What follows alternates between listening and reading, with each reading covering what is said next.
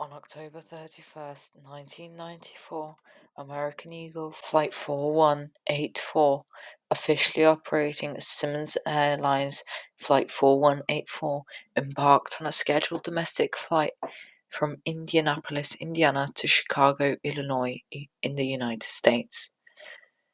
The aircraft involved was an ATR 72-212, registered as N401AM.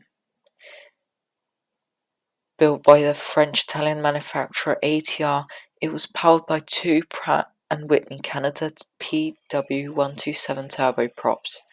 The ATR 72 made its first flight on the 7th of March 1994 and was delivered to American Eagle on March 24th, 1994. In the cockpit was Captain Orlando Aguilar, aged 22, and was an experienced pilot with almost 8,000 flight hours, including 1,548 in the ATR. Colleagues praised his flying skills and the relaxed cockpit atmosphere he promoted. Beside him was First Officer Jeffrey Gagliano, aged 30, a competent pilot with over 5,000 flight hours, including 3,657 hours in the ATR. There were two flight attendants on board, one of whom was on her first day on the job. Now for a little weather forecast.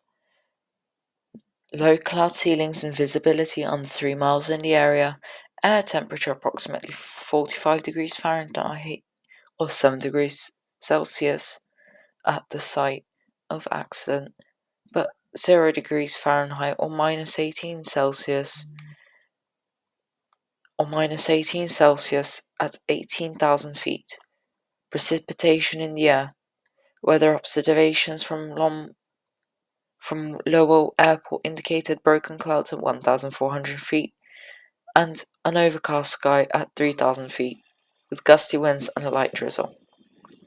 That's the end of the weather forecast. Thanks for listening. Now, back to the flight. The flight took off at 3 p.m. and headed to its destination. As Flight 4184 descended towards Chicago, the ATR-72 was put into a holding pattern at 10,000 feet, near an area where a small Beechcraft aircraft reported ice. The pilots turned on the de-icing, but later turned it off and put the flaps down to 15 degrees. ATC gave the pilots permission to descend to 8,000 feet. The pilots started the descent and the pilots started joking about the overspeed flaps alarm.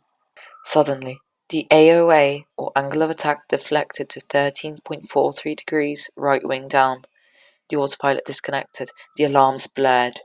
The aircraft began to roll right and descend, but the aircraft stopped rolling at 77 degrees right wing down.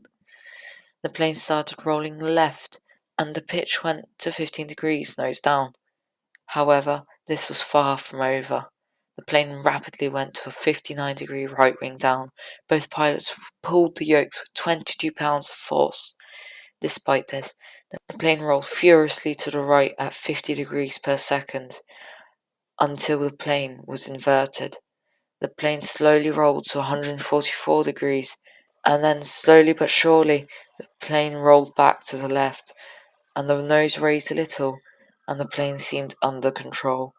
The aircraft got to 90 degrees left roll, but the plane was still at 60 degrees nose down and at a speed of 300 knots.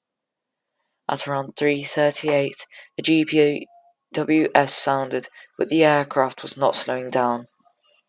And just a few seconds later, at a speed of around 375 knots and 90-degree roll and nose down, the aircraft impacted a soybean field. All of this happened in less than a minute. Once investigators arrived, it was clear that none of the 68 on board survived. The pilots' efforts could not beat the plane's urge to descend. The investigation concluded that the cause of this accident was a severe icing leading to the loss of control. The plane manufacturer was also put as a contributing factor, as there were not any icing training programs or manuals, and also They did not confirm that the ATR could fly in icing conditions. The tragedy of Flight 4184 led to significant changes in aviation safety. It highlighted the dangers of in-flight icing and promoted improvements in aircraft design, training, and procedures. The industry learned valuable lessons, ensuring that future flights will not face the same icy fate. Thank you so much for watching. Please like and subscribe. Thanks.